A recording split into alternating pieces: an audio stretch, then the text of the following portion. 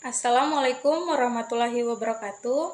Perkenalkan, nama saya Waode Nurrahma Putri dengan NIM L1A121253.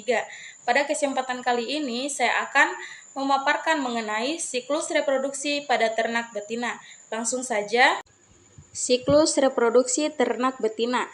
Reproduksi hewan betina adalah suatu proses yang kompleks yang melibatkan seluruh tubuh hewan itu.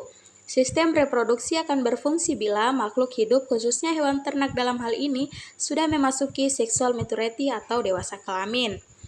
Pertama, ovarium. Ovarium adalah organ primer atau esensial reproduksi pada betina seperti halnya testes pada hewan. Ovari dapat dianggap bersifat endokrin atau sitogenik, menghasilkan sel karena mampu menghasilkan hormon yang akan diserap langsung ke dalam peredaran darah dan juga ovum. Fungsi ovarium sendiri adalah memproduksi ovum, penghasil hormon estrogen, progesteron, dan inhibin. Pertama, pada semua hewan menyusui mempunyai sepasang ovarium dan mempunyai ukuran yang berbeda-beda, tergantung pada spesies, umur, dan masa reproduksi hewan betina. Bentuk ovarium tergantung pada golongan hewan. Kedua, pada golongan hewan yang melahirkan beberapa anak dalam satu kebuntingan disebut polytokous. Ovariumnya berbentuk seperti buah murbei. Contoh dari ternak itu yaitu babi, anjing, dan kucing. 3. Pada golongan hewan yang melahirkan satu anak dalam satu kebuntingan disebut monotokous. Ovariumnya berbentuk bulat panjang. Contohnya sapi, kerbau, sedang pada ovarium kuda berbentuk seperti ginjal.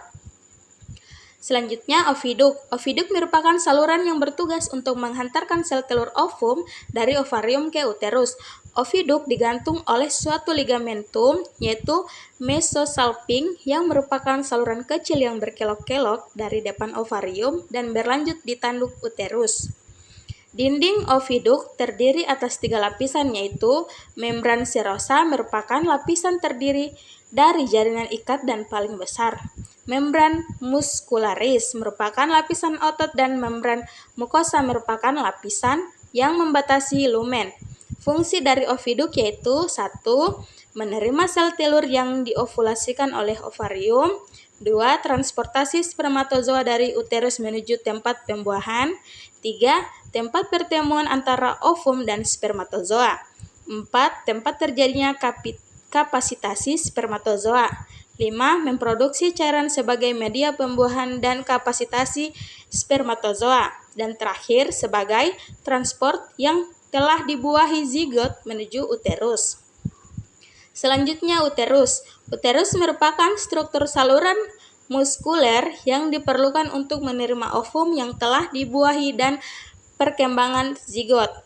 Uterus digantung oleh ligamentum yaitu mesometrium, yaitu saluran yang bertaut pada dinding ruang abdomen dan ruang pelvis. Dinding uterus terdapat 3 lapisan.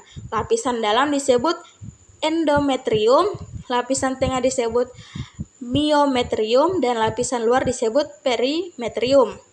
Fungsi uterus yaitu pertama, saluran yang dilewati gamet atau spermatozoa. Spermatozoa akan membuahi sel telur pada ampula.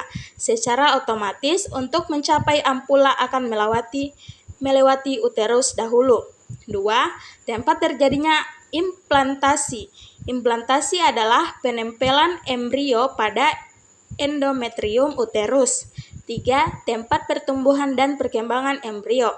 4. Berperan pada proses kelahiran. Dan terakhir, pada hewan betina yang tidak bunting berfungsi mengatur siklus estrus dan fungsi korpus luteum dengan memproduksi PGF2 alfa. Selanjutnya, cervix. Cervix terletak di antara uterus dan vagina sehingga dikatakan sebagai pintu masuk ke dalam uterus. Cervix ini tersusun atas otot daging sphincter. Terdapat lumen cervix yang terbentuk dari gelang penonjolan mukosa cervix dan akan menutup pada saat terjadi estrus dan kelahiran. Cervix menghasilkan cairan yang dapat memberi jalan pada spermatozoa menuju ampula dan untuk menyeleksi sperma. Fungsi dari cervix adalah menutup lumen uterus sehingga menutup kemungkinan untuk masuknya mikroorganisme ke dalam uterus dan sebagai tempat reservoir spermatozoa. Selanjutnya, vagina. Vagina adalah organ reproduksi hewan betina yang terletak di dalam pelvis di antara uterus dan vulva. Vagina memiliki membran mukosa disebut epitel squamosa bestrata yang tidak berkelenjar tetapi pada sapi berkelenjar. Pada bagian kranal, dari vagina terdapat beberapa sel mukosa yang berdekatan dengan cervix. Fungsi dari vagina adalah sebagai alat kopulasi dan tempat sperma dideposisikan.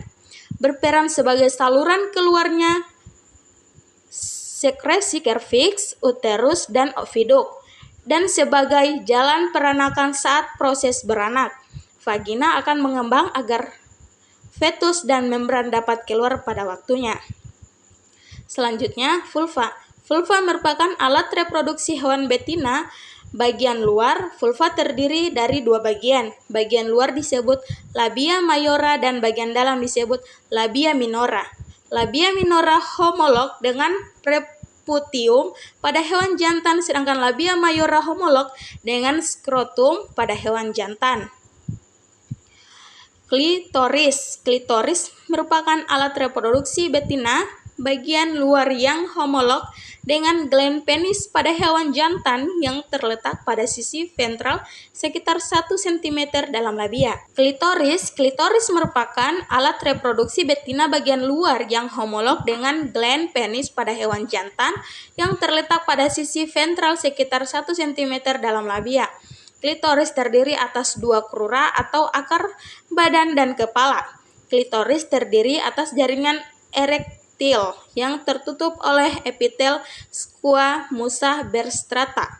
Selain itu, klitoris juga mengandung saraf perasa yang berperan pada saat kopulasi. Klitoris akan bereaksi pada hewan yang sedang estrus. Fungsi dari klitoris ini membantu dalam perkawinan. Sekian, terima kasih. Billahi taufiq wal hidayah. Wassalamualaikum warahmatullahi wabarakatuh.